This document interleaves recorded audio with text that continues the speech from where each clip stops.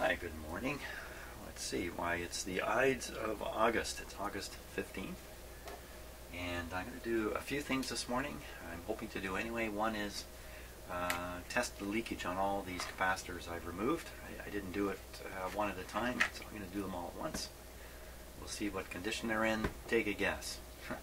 Probably pretty bad. Number two, I'm going to avail myself of some interesting information that's in the service manual for this radio.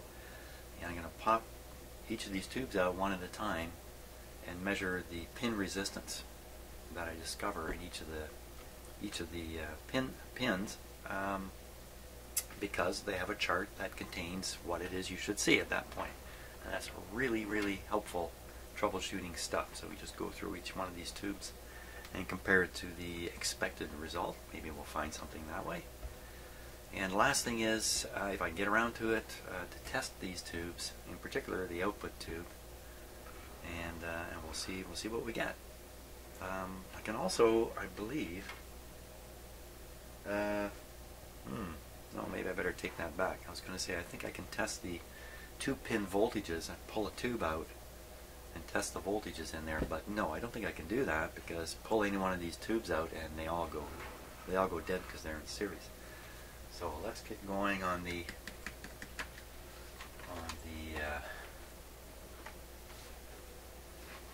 capacitors. Okay, I think we're ready to go. Of course, you can see I've got a close-up camera on the Magic Eye, so you can get a good look at what's happening while I try to zoom through these capacitors. So let's start with one of the real ugly ones. This was the one that was on the antenna. Again, all I'm testing for is leakage, and the way this is done is a high voltage is put, or a voltage is put on the capacitor. It's not necessarily very high. And then any amount of leakage of current through the capacitor will cause the eye to close. So when I first hit the switch, you'll see the eye snap closed. That's the charge current going into the capacitor, and then the eye should quickly pop open. Like with a brand new capacitor, it's almost instantaneous. We'll see. Here we go. First one. 25 volts. That's not so bad. It's 150. Okay, well, that's not so good. That's certainly not the worst capacitor in the world, but no reason to go any higher. From my experience, which I'm still gaining with this, that's leaky enough to replace. You know, it depends where the capacitor was in the circuit. In certain places, a little bit of leakage really critical. Other places, really not so much critical. A little bit of leakage, but okay. Capacitor number 2. Not sure which one this was. 25 volts. Very similar. 150. I'm pretty sure it won't open. A little worse. Certainly in the realm of it should be replaced. Try this one. Now, because these capacitors have been traveling through life together, they're probably all in the same condition. There we go. Oh, 25 volts, and it won't open. So this one's even worse.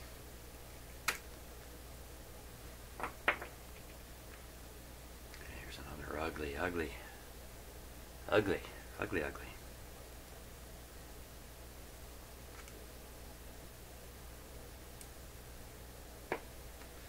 Ready, 25 volts.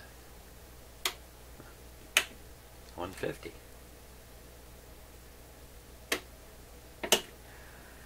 She's a bad. Okay, one more straight paper. This one looks to be in just terrible condition. In terms of how these look, these are among the worst capacitors I've seen. Qualifies as bad. That was 25 volts. 25 volts is really nothing. Okay, so here's a similar, I believe this is a similar style of capacitor inside this, encased in a plastic cover.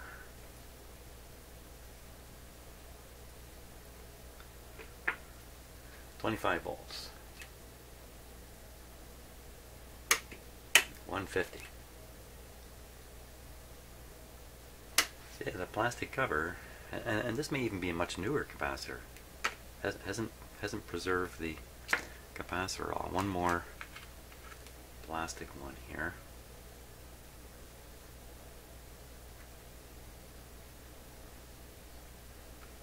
If I remember right, this was the blocking capacitor for the output tube. I may not remember it right.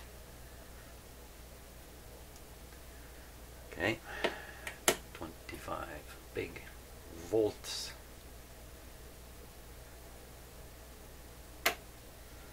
And we know what will happen at 150. Now I'm going to stick a brand new capacitor in there.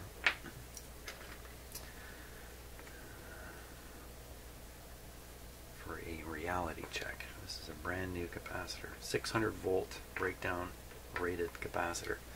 25 volts. 150 volts. 250 volts. 350 volts. 450 volts. Now that's a heck of a dangerous capacitor at this point. But this tester, when you let go of this spring-loaded switch, puts a short on the terminals and drains the capacitor. 450 volts with a oh my god, it looks like my just looking at some. Oh, I'm pretty sure this is cat damage on my wire, for crying out loud. It's chewed. Oh, you don't want to break in these wires. That's a way to get a shock. What else has he chewed on? She chewed on in here. Shame on me. Bad cat owner. Not discouraging my cat enough. Okay, not to complain about the cat too much. So there we go. Now I'm left with this electrolytic one.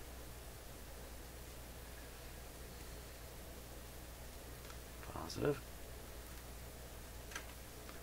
Negative. Now these always have a leak. Even new, they'll show up a little leaky. But let's try it as if it was, not at 450 volts, as if it was a regular one. Here we go. It's just going to be closed, of course. But I have another setting here. I gotta move my camera a bit. Okay, so this has now been switched to be better calibrated for electrolytic capacitors. Okay, let's see what it does. 25 volts. 150 volts.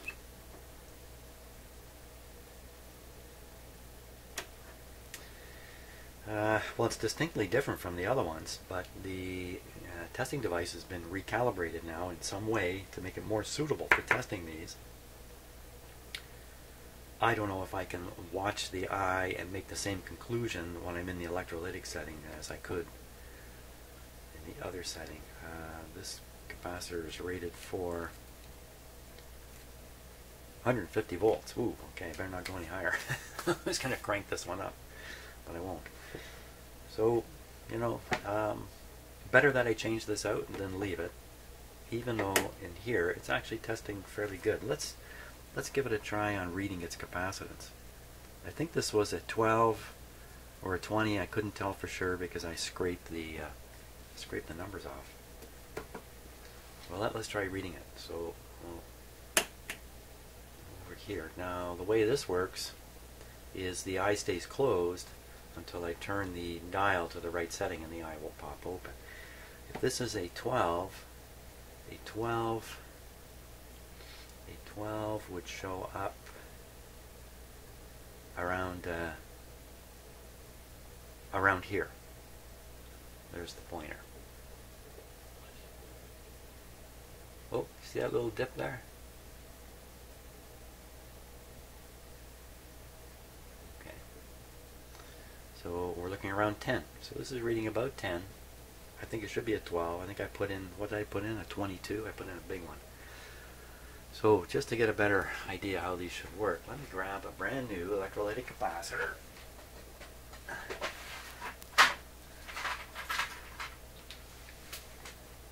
Okay, this one is a 50 at 250 volts, so it's not anywhere. It's not as small. It's about 4 times as big capacitance wise, but that'll be okay. Get the polarity right on this.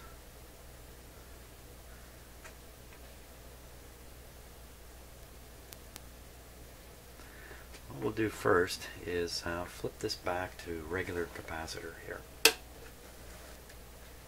Regular. We'll just see what happens. 25 volts. Good. We're good. There's a brand new capacitor, but according to my tester in this setting, 25 volts. She's a dud, but that's not the right setting. So let's put it on the right setting. Okay. Notice this is an adjustable control down here, by the way. And I'm just leaving it set at a minimum. This is to compensate somehow for power factor. I don't fully understand how to do it, and I don't think it really matters. You know, you don't have to fully understand everything. I mean, you know, you can do a little. Everybody can do a little bit of brain surgery, I'm sure. Okay, are we ready? This is now set to electrolytic 25 volts. This is a brand new one. I can go to 150 because that's its rating, unless it's brand new. You see, it takes a little bit of time, but it does get out there all the way. There's a fair bit of charge has to flow into the capacitor to settle down the test. Now I've got an electrolytic capacitor with 150 volts, but I'll let it discharge. I'll give it a little bit of time because the charge can soak into the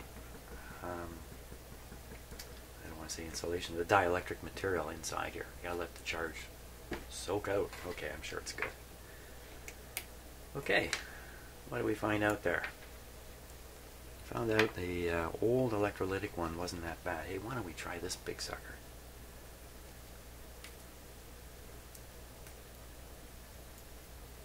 Since I got the tester going.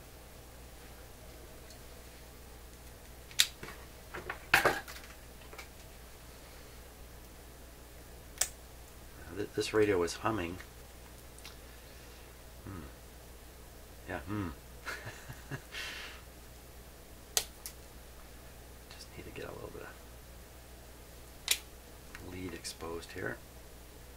The radio is humming, so almost certainly this is a bad capacitor based on the humming radio. Don't really need to test it. Okay, let's turn this down to 25 before I make a mistake.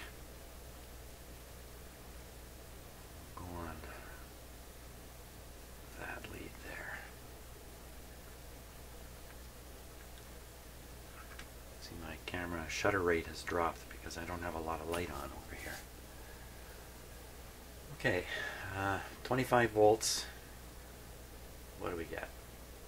And we're set to electrolytic. Okay, so we're on the electrolytic setting. Wow, that is so fast. That suggests not much leakage, but also not much capacity. Go to 150.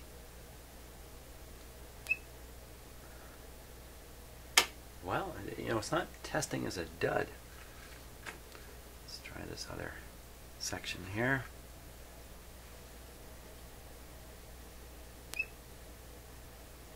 That's at 150. This was the unconnected section here. The part that was just kind of hooked up to a ground point. 25 volts. 150. Boom.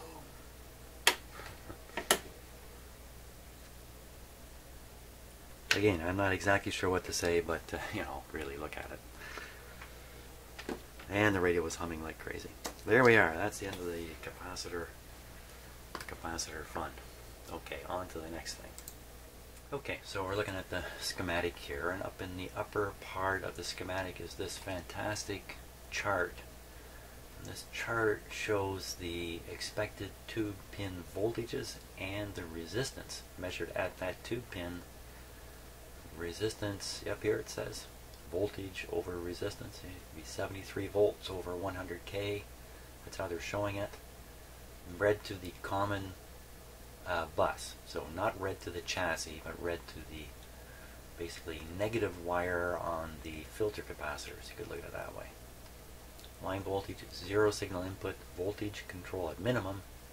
And now they talk about the meters here, because if you want to get these exact numbers, these voltage numbers in particular, are based on the meter you use back in the day. Okay, this was written for people back in the 40s to do this. So that would be a pretty good meter, but nothing like a VTVM or a modern digital meter. The input impedance is much, much higher. So what that would cause is higher readings, if anything. I either get exactly like here, I get either 110, or maybe I'd see 125 if I use a better meter. Same thing with these AC voltages. Look, that's pretty darn low. But how many AC voltage readings are there? Probably just for the pin voltage, which I'm not too worried about. Okay, I got my choice here. I can do all the tube resistances and then do all the voltages, or do tube by tube. Maybe tube by tube would be most interesting. If I find an anomaly in, say, the resistance, then I can look for an anomaly in the voltage reading too. Okay, so that having said that, which tube should we start with? Well, we'll start with the rectifier. Start with the rectifier tube and make these measurements. Okay, now I'm going to do some fancy camera work on it. Okay, I think we're ready to go. Let's just check how short the leads here.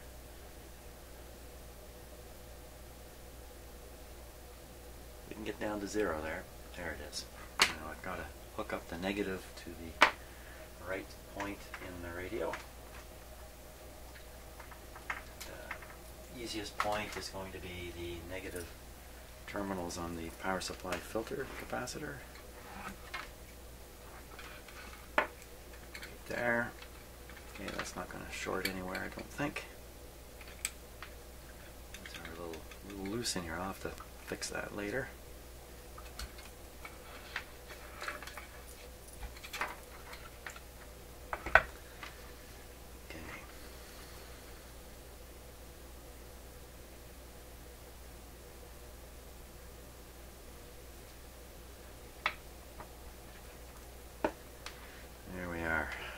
Read to the chassis, see what we got.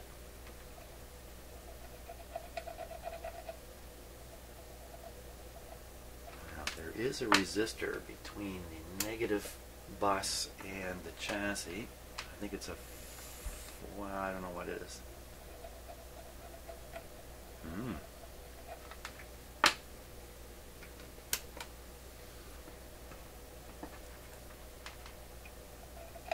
Uh-oh. Should be seeing something.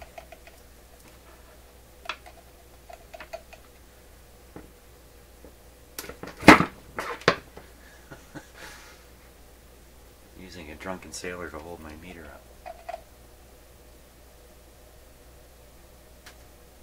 We're getting 260K. Got the schematic here. Let's take a look. See if I can just find that. 260K. It's way down here. 220K. Perfect. No problem. Okay, we're about ready to go then.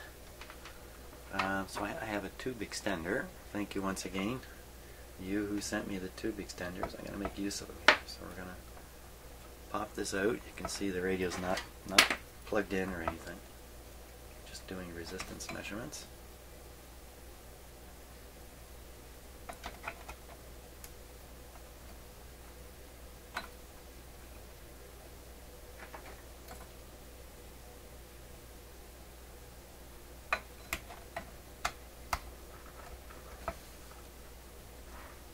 That test terminal almost shorts out there to the chassis.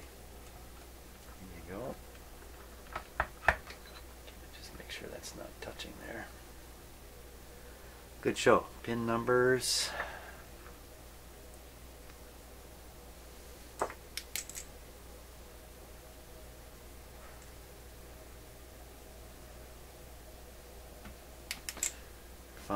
4, 3, 2. So that's 2. I can see the 2. That's the 2. No doubt about it. I think we're all set to go. Well, we're starting with pin number 1.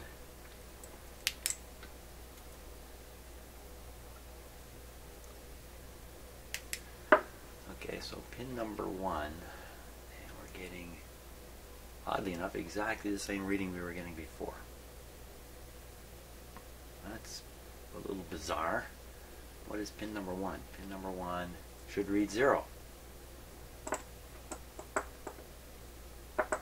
Well, what am I doing here? That's, wait 1 second here.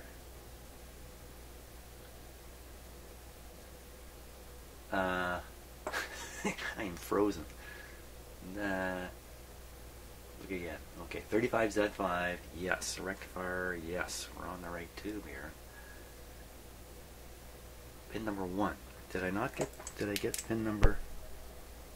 That's clearly pin number 1. That's clearly pin number 1.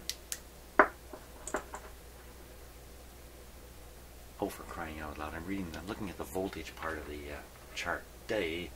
Okay, looking at the other part of the chart. The lower part, below the line. Okay, it just takes me a while to get going, that's all. So 260 instead of 220 is fine. Pin number 2.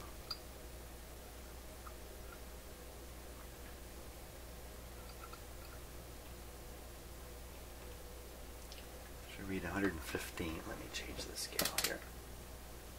0 may not be a 0.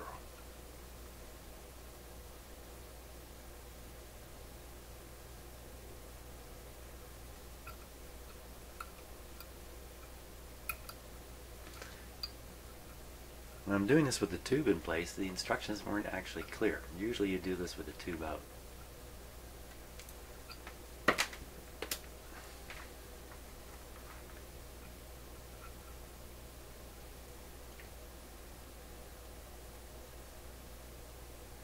Supposed to be 115, we're getting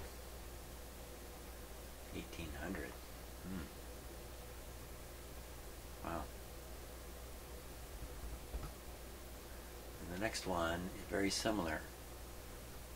Pin number 3. Supposed to be 112. Those are weird numbers, eh? The voltage is 113 and the resistance is 112. Wait a minute, there's an asterisk there.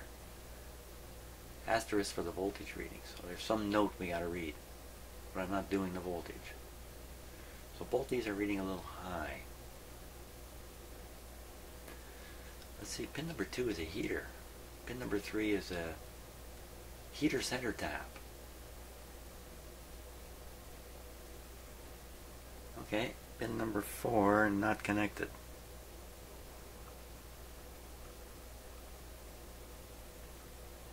Yeah, open. Pin number 5 should read 150. Okay, 170. Remember, I'm not using the same meter as they might have used years ago, so these numbers may be a little off because of that. Next one, not connected, not connected. The next one is a heater 87. Isn't that interesting? It's all part, I think, of providing the tap off. The 2 heater legs are not exactly the same between the center tap, either side of the center tap, not exactly the same. Designed to have a light bulb across half of it. So here we get all kinds of readings. Pick your reading. 160. And this is supposed to be 150. Okay, that's it. We went around.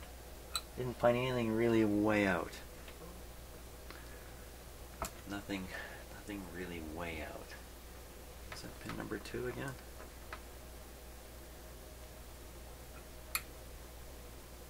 This one's way out. It's just under 2K and it's supposed to be 115.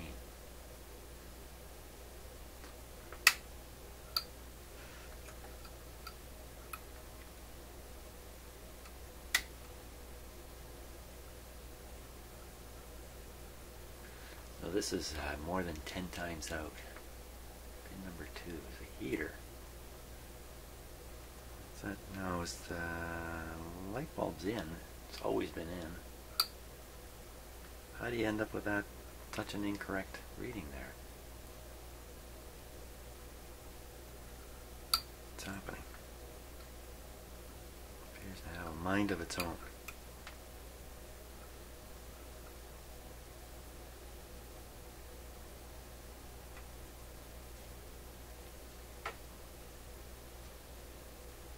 Something to do with the tube and the tube socket. Maybe the socket's not in all the way.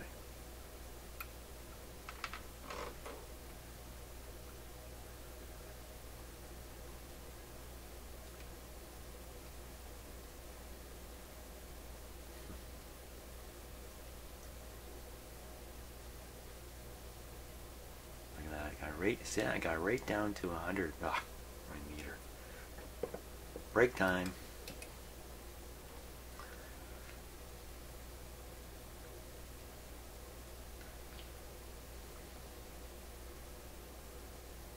I saw this go right down to 100. So what exactly is going on here? It's getting, occasionally it's on its way down there. I just don't hold it in place long enough. Isn't that annoying? That's annoying. Well, I saw a very low reading. The radio works. I have the feeling the higher readings are just bogus. Let's see if we can get right in the pin socket. So this would be number 2. Can we make a contact in there? Not with this.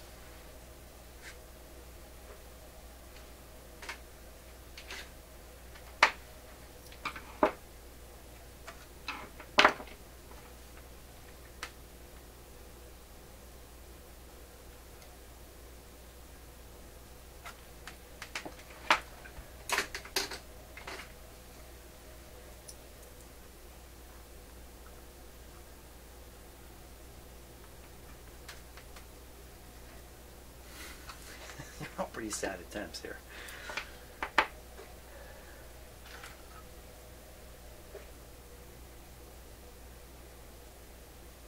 Still a little bit too big.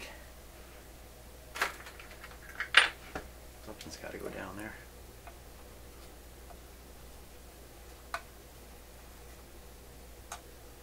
Loose as can be.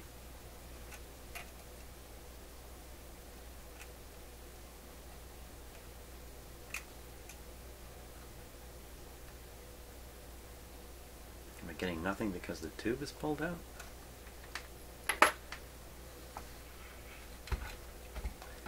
Pin number 2.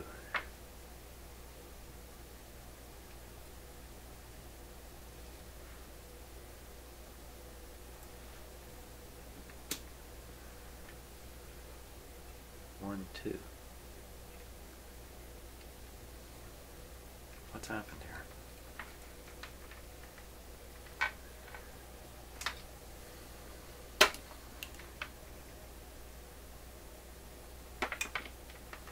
Pin number 2.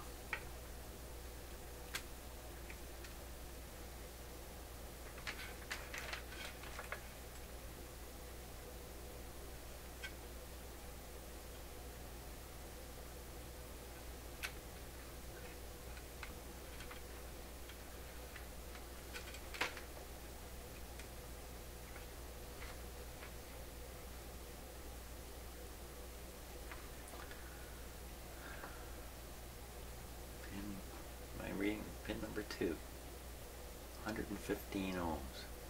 I get open circuit. You can see the heater wires, these whitish ones.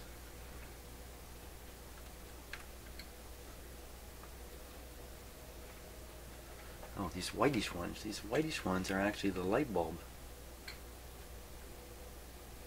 which goes through, pops through a hole, and then feeds the light bulb up on the top of the radio here. Those are definitely tied to the heater. So I'm definitely connected to one side of the heater. Okay, I have some trouble imagining what that should read with the tube out. Let's stick the tube back in. See if everything goes normal now.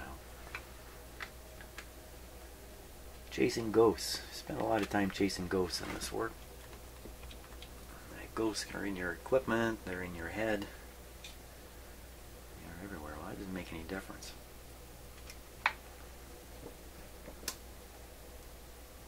What the heck? 200K and it's still showing a 0.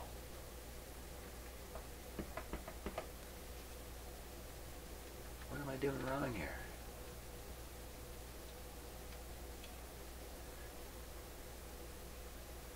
Okay, look at the chart. Definitely look at pin number 2. I see the H. I see the 117. Better, let's look at what that asterisk means. What's that asterisk mean? What does the asterisk mean? I think they're down the bottom corner down here. Here they are. So that says approximately, and this one is AC volts. Looks like a plus, and this looks like an asterisk. Approximately. Again, that's on the AC reading.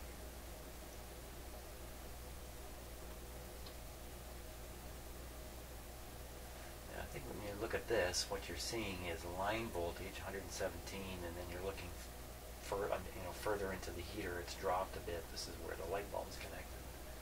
And then on the far side of the heater, you're down to 85. That should be about 35 volts less than this number. And it roughly is.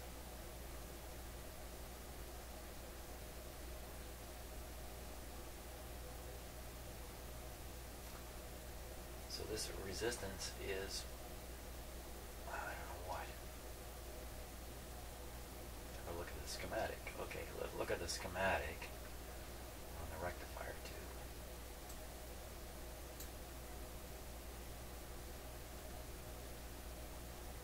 So the heater circuit is shown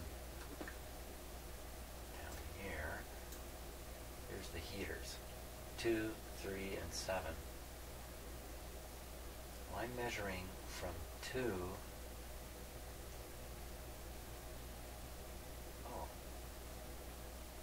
Measuring from 2, and my other meter lead is stuck here. Stuck here. So I'm measuring from here. Where? Where's that measured to? How's this in any way connected to this? Not this way. Go back this way. Let me shrink this. I can see the whole thing, for crying out loud. Okay, so we're going back this way. This is where my clip lead is. So the only way to get DC from pin 2 is to go through these. Go through all these. So the test has to be done with this in place. While this is open circuited, nothing's going to happen here. Well, you know what? It could go up through the light bulb, down, around. Doesn't make any sense. Why am I getting? Well, how else can we test this? Reverse, a different kind of test. This is connected right to one of the pins on the plug, so I can just look for 0 from here back. That's one way. I can look from here to 3, and there's a 100 ohm resistor here, paralleled, and the light bulbs here, a lot of stuff there. We get something under something more than 100. I don't know what. Well, let's just make sure this pin is connected to something. So I'll look for from pin 2 to the plug, one of the 2 plug terminals. Pin 2 to one of the plug terminals.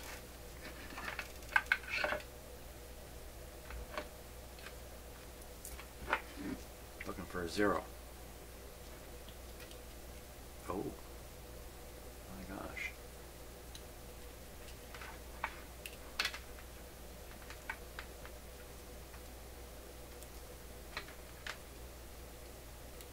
Uh-oh. Oh, oh, oh, oh, oh, oh, oh, oh, oh, dumb, dumb, dumb, dumb, dumb. How long has it been like that? Da, da, da, da, da. Get back to this. There comes our 0. Wait a minute. What did I just do? I'm totally... That's right. No, it's not. Pin 2, Jim. Come on. I'm trying to juggle 3 things. Now, pin 2 to the negative.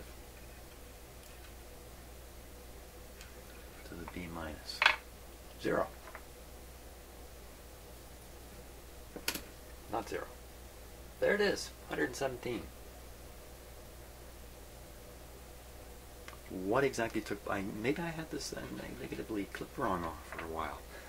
Anyway, all is normal again. Let's read it from the top now.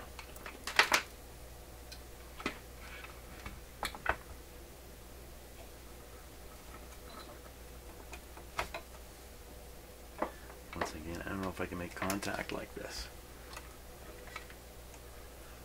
Put in the extender. These are in great shape, so I can't imagine there's anything could be wrong with tube extender. Don't get anything.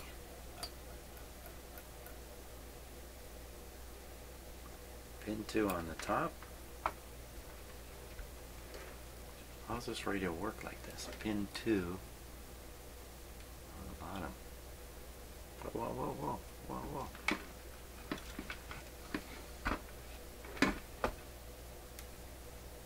What the heck? I'm being driven nuts. Okay, gotta have the tube in for the test. Put the tube into the extender. Yeah, I probably do have to have the tube in for the test. There it be. More or less the correct thing, more or less.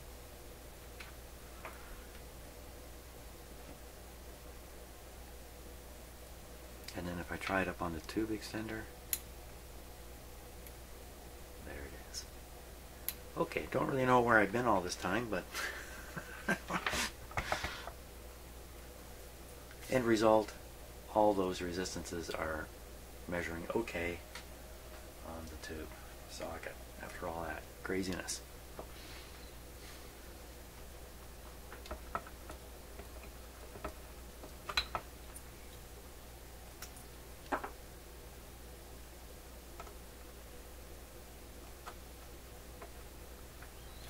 Okay, let's try another one. Let's try the output tube here.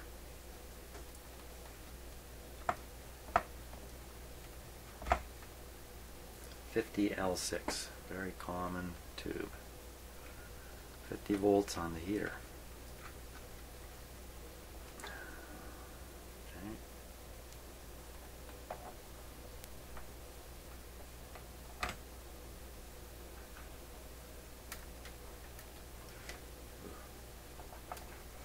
Okay, pretty tight socket. Okay, okay, how many times you can say okay, Jim? Holy smokes.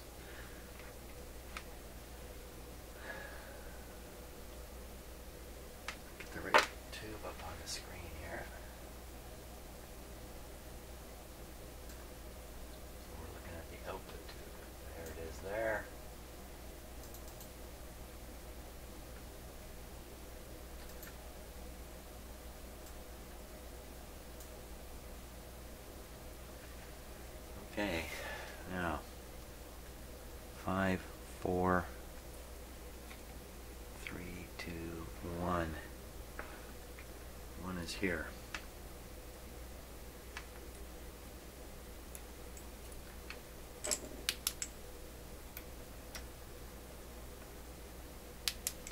Okay, pin number 1. And what's it supposed to be? It's supposed to be 220K.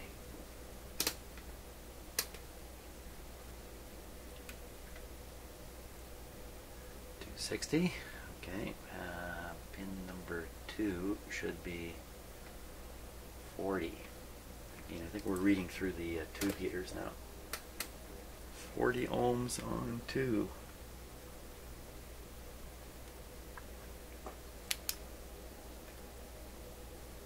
There we are. 40 ohms on 2. Okay, go over to number 3. Number 3 should be 100K.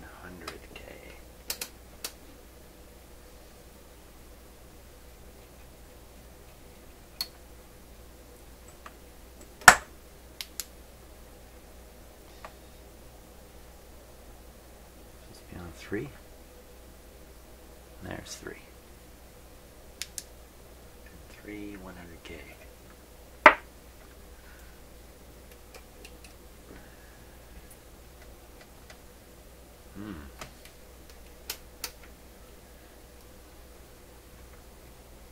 What's happening here? Here we go again. So I am definitely on 3. I can see the number. I'm on pin number 3. Pin number 3, looking at the output tube, not mistaking it. 100K is what it should be reading. Looking at the meter is set to 20 megohms. It's showing an open circuit. Really? Really? Come on. Well, there's the 260 to the chassis.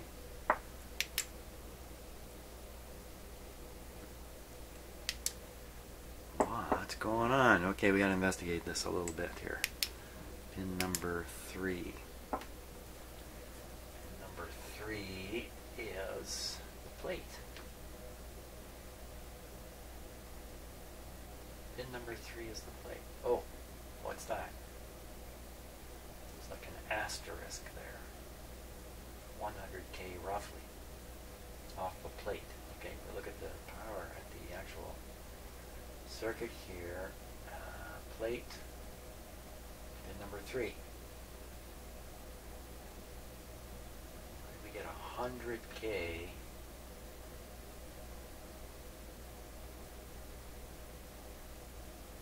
Wow, how do you get 100K out of that? Approximate. 100K through these capacitors leaking.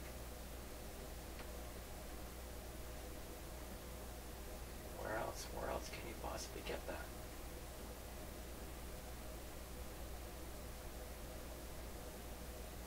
That's what it must be. It must be, they figure you'll see 100K on your ohm meter when you read through these. You know, yeah, and so I've got brand new capacitors here, and they're going to be way higher than 100K.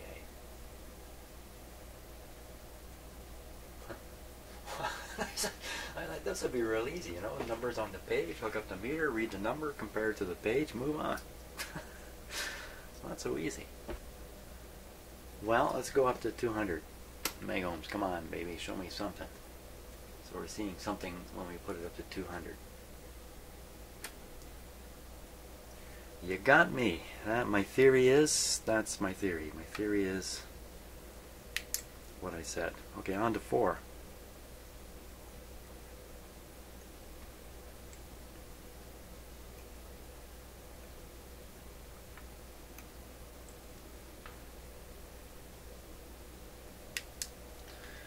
Pin number 4.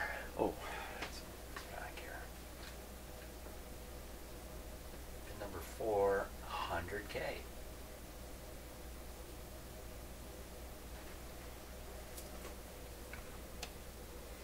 Radio switched on like it should be. I get both of these not responding the way they supposedly should. Same thing, okay. Same theory. On to number 5. I'll just discount, you know, like a good scientist, I'll discount the anomalous readings. Good science. 450K, and there you see it.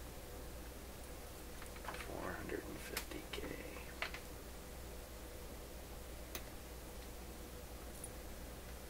What happened?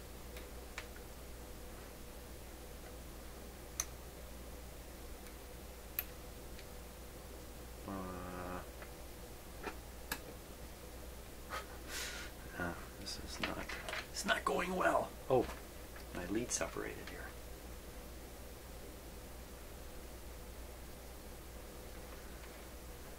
There we are. 470, it says 450s. 470, same thing. On to the next pin. Pin number 6. What are we supposed to get? Pin number 6, not connected. Okay, we see open circuit. That's good. Pin number 7 is a heater. 87.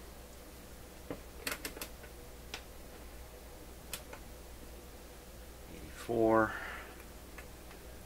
And we're around to, I think, pin number 1 after this. 6, 7, no, 8. Pin number 8. 8 comes after 7. 1 is definitely not after 7.